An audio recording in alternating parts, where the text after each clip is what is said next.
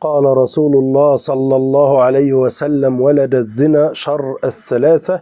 الحديث أخرجه الإمام أبو داود وهو حديث صحيح.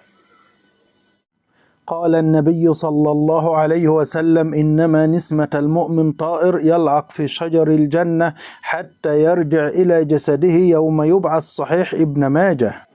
قال النبي صلى الله عليه وسلم: يا عائشة، إن الله خلق للجنة أهلا خلقهم لها وهم في أصلاب آبائهم، وخلق للنار أهلا خلقهم لها وهم في أصلاب آبائهم. صحيح الإمام مسلم.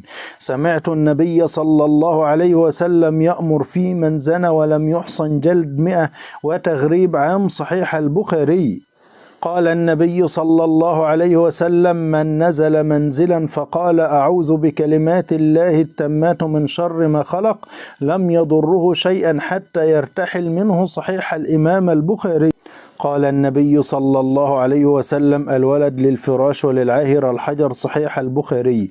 قال صلى الله عليه وسلم: من أنظر معصر أو وضع عنه أظله الله في ظله. صحيح مسلم. كان النبي صلى الله عليه وسلم أخف الناس صلاة على الناس وأطول الناس صلاة لنفسه.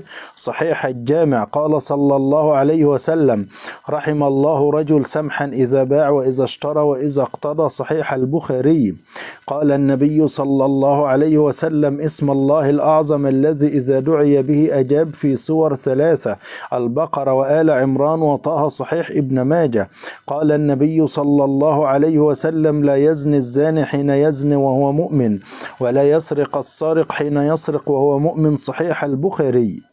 قال النبي صلى الله عليه وسلم: إذا استيقظ أحدكم فليقل: الحمد لله الذي رد علي روحي وعافاني في جسدي وأذن لي بذكره. صحيح الجامع. قال النبي صلى الله عليه وسلم: إن من شرار الناس من تدركه الساعة وهم أحياء، ومن يتخذ القبور مساجد. الحديث عند الإمام الألباني.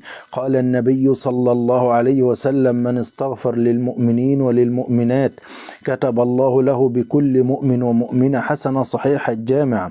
قال النبي صلى الله عليه وسلم: اطلعت في الجنة فرأيت أكثر أهلها الفقراء، واطلعت في النار فرأيت أكثر أهلها النساء. رواه البخاري. قال النبي صلى الله عليه وسلم: إذا دعا الرجل امرأته إلى فراشه فأبت فبات غضبان عليها لعنتها الملائكة حتى تصبح. صحيح البخاري. قال النبي صلى الله عليه وسلم: إن الجنة لا يدخلها إلا نفسا مسلمة. صحيح البخاري.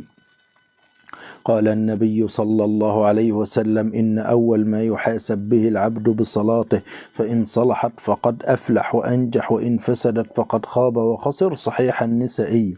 قال النبي صلى الله عليه وسلم: من كان يؤمن بالله واليوم الآخر فلا يخلون بامرأة ليس معها ذو محرم منها، فإن ثالثهما الشيطان. الحديث أخرجه الإمام أحمد وهو عند الألباني. قال النبي صلى الله عليه وسلم: وأما أول طعام يأكله أهل الجنة فزيادة كبد الحوت. رواه البخاري.